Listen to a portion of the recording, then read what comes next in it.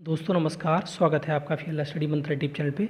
UP triple लेखपाल में 10 जुलाई को हम सब लोगों की ज्वाइनिंग हुई और 10 जुलाई के बाद में अब लगभग डायरेक्ट 2 महीने बाद इसका ट्रेनिंग शेड्यूल आया है और 9 सितंबर से हम सबकी ट्रेनिंग स्टार्ट होने वाली है। लेकिन इस बार ट्रेनिंग मंडल स्तर पर हो रही है। पिछली बार जिला स्तर पर हुई थी, लेकिन इस बार मंडल स्तर पर हो रही है और सभी लोगों को मंडल स्तर पर ही पहुँचना है। ठीक। और ये ट्रेनिंग का शेड्यूल जो 9 सितंबर से आया है, एग्रीस्टेक के बीच काम चल रहा है इसमें। तो एग्रीस्टेक का क्या होगा, क्या एग्रीस्टेक पूरा करके जाना पड़ेगा? अब ये डिपेंड करता है वहाँ के जो अधिकारीगण हैं, जैसे एसडीएम साहब हैं, तहसीलदार हैं या तुम्हारी डीएम साहिबा हैं, वो क्या करवाते हैं।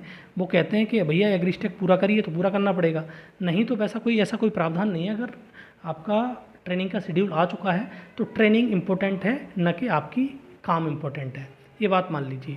हाँ, अलग अलग हो सकता है कि अलग अलग जगह पे अलग अलग चीज़ करवाई जाएँ, प्रक्रिया करवाई जाएँ, ये अधिकारियों के ऊपर डिपेंड करेगा सब कुछ। ठीक है। तो एग्रीस्टेक के बारे में ज़्यादा परेशान होने की ज़रूरत नहीं है और ज़्यादा और किसी काम के बारे में भी ज़्यादा परेशान होने की ज़रूरत नहीं है।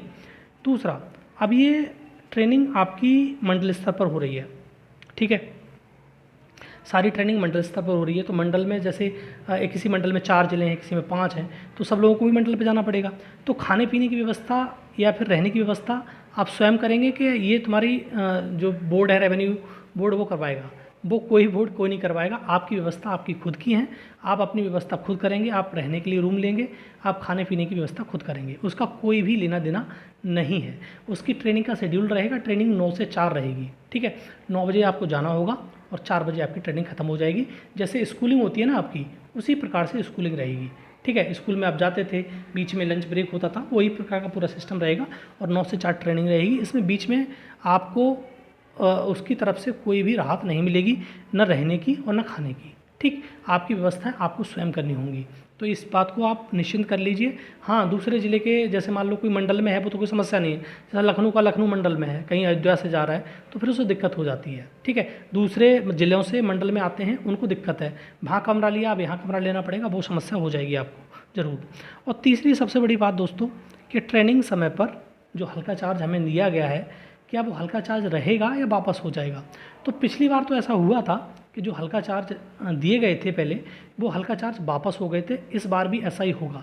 लेकिन फिर मैंने जैसे ऊपर भी कहा कि एग्रीस्टेक का काम या कोई भी कार्य हो, तो वहाँ के अधिकारी, जो सक्षम अधिकारी हैं या बड़े अधिकारी हैं, जैसे डीएम है, एसडीएम है, तहसीलदार साहब हैं, उनके ऊपर बहुत कुछ डिपेंड करता है। अगर वो चाहेंगे तो हल्का चार्ज वापस कराएंगे और नहीं तो नहीं कराएंगे। लेकिन रूल तो यही कहता है कि हल्का चार्ज वापस होगा जब आपकी 1 वर्ष की ट्रेनिंग कंप्लीट हो जाएगी, उसके बाद हल्का दिया जाएगा, जब आप सीखने की सक्षम हो जाओगे और चीज़ों को इम्प्लीमेंट करने लगोगे। ठीक है दोस्तों, तो हल्का चार्ज पिछली बार भी जैसे हमने पता किया, उसके हिसाब से सभी का हल्का चार्ज वापस हुआ था और उसको जब ट्रेनिंग हो गई थी कंप्लीट, उसके बाद हल्का चार्ज आपको दिया गया था। ऐसा भी इस बार भी होगा, देखते हैं, समय बताएगा।